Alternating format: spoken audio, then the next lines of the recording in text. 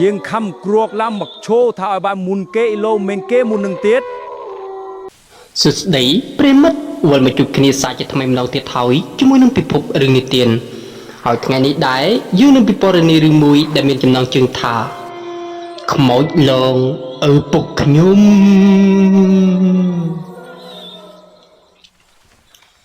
បើយើងត្រឡប់ទៅ25ឆ្នាំមុននៅក្នុងប្រទេសកម្ពុជាការធ្វើស្រែចម្ការមិនទាន់មានការរីកចម្រើននៅឡើយនោះទេប្រជាកសិករទាំងអស់ប្រើគោក្របីសម្រាប់ជួររាស់ដីដើម្បីសាបព្រោះស្រូវហើយការធ្វើស្រែចម្ការគឺពឹងផ្អែកទៅលើទឹកភ្លៀងជាធំ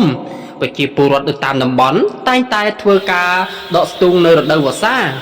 ព្រោះរដូវវស្សាមានភ្លៀងធ្លាក់គ្រប់គ្រាន់សម្រាប់ធ្វើឲ្យដំណាំស្រូវរូតលាស់បានល្អនៅល្ងាចមួយពូឆានដែលជាអ្នកភូមិពងទឹកគាត់បានរែកសំណាបនៅក្រោមមេឃរលឹមស្រស្រិចដោយឆ្ពុះសំដៅទៅស្រែដែលនៅទីឆ្ងាយដោយដំណើររបស់គាត់រៀងទ្រឹកទ្រោតព្រោះដោយសារតែមុនគាត់រែកសំណាបគាត់បានទទួលទានសូរ៉ាអស់រៀងក្រែលដែរហើយល្មមតែទៅដល់ស្រែរបស់គាត់មេឃក៏ចាប់ផ្ដើមងងឹតបាត់ទៅហើយដោយសារតែសំណាបមានទម្ងន់ធ្ងន់ពូឆានគាត់បានឈប់ពាក់កណ្ដាលផ្លូវមួយស្របក់ដើម្បីឲ្យបាត់ហត់បន្តិចចាំបន្តរែកទៅមុខទៀតគាត់បានអង្គុយចុះក្បែរអម្រែករបស់គាត់ខណៈពេលដែលមេឃងងឹតព្រាលអមនឹងរលឹមផ្សែងក្រូចផងនោះពូឆានគាត់ក៏បានមើលឃើញអ្វីមួយយ៉ាង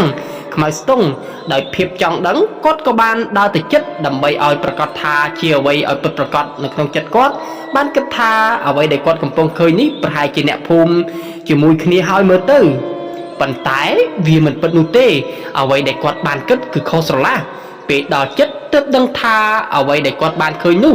មិនមែនជាមនុស្សទេប៉ុន្តែជាខ្មោចកំបុតក្បាលហើយឈរស្លៀកស្បង់ជីពរនៅឈរក្នុងស្រែមានតែដងខ្លួនពូឆានគាត់ចាប់ផ្ដើមស្លន់ហើយពេលឃើញស្រស់បែបនេះតែពេលគាត់តាំងអារម្មណ៍បានបន្តិចគាត់បានរត់ចេញពីទីនោះហើយសម្ដៅមកផ្ទះភាពស្រវឹងស្រាលរបស់គាត់បានស្វាងចែសបន្ទាប់ពីត្រូវខ្មោចលងនៅយប់នោះពូឆានគាត់បានប្រាប់រឿងរ៉ាវទាំងអស់ដល់ប្រពន្ធកូនរបស់គាត់ហើយរឿងនេះដែរត្រូវបានខ្ញុំបាទដែលត្រូវជាកូនរបស់គាត់រៀបរៀងឡើងជាសាច់រឿងហើយមិនទាន់អស់នោះទេនៅថ្ងៃមួយផ្សេងទៀតឪពុករបស់ខ្ញុំគាត់បានលីនង្គ័រទៅភ្ជួរស្រែ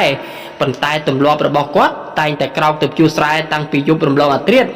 លុះទៅដល់ព្រឹកម៉ោង6ដីបានមងាធំបាត់ទៅហើយ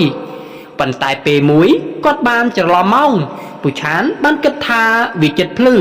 ព្រោះដោយសារតែលឺមន់រងាវតែតាមពិតទើបតែម៉ោង1រំលងអាធ្រាត្រតែប៉ុណ្ណោះដោយសារតែយប់នោះផ្ទៃមេឃស្រឡះល្អមានផ្កាយរះព្រោងព្រាតហើយប្រច័ណ្ឌមូលក្រឡំគាត់បានលីនង្គ័រហើយដឹកគោដើរតាមភ្លឺស្រែសម្ដៅទៅស្រែដែលគាត់បំរុងនឹងជួរពេលទៅដល់ស្រែគាត់ចាប់ផ្ដើមជួររាស់ដី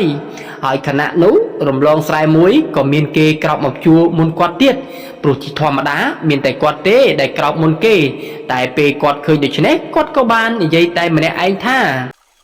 យើងខំគ្រួកឡាំមកឈោថាឲ្យបានមុនគេឡូមេងគេមុននឹងទៀតបន្ទាប់ពីនិយាយរួចគាត់ក៏បន្តដេញគោហ៊ុយដើម្បីឲ្យវាដើរលឿនបន្តិចរំពេចនោះស្រាប់តែមានខ្យល់បក់ត្រជាក់ស្រេបមកប៉ះផ្ទៃមុខរបស់គាត់តែគាត់មិនបានគិតអ្វីឡើយគាត់គិតតែដេញគោតាមពិតទៅនៅម្នាក់ដែលព្យួរក្បែរគាត់មិនមែនជាមនុស្សទេប៉ុន្តែវាជាខ្មោចពូឆានបានព្យួរមួយស្របក់ធំ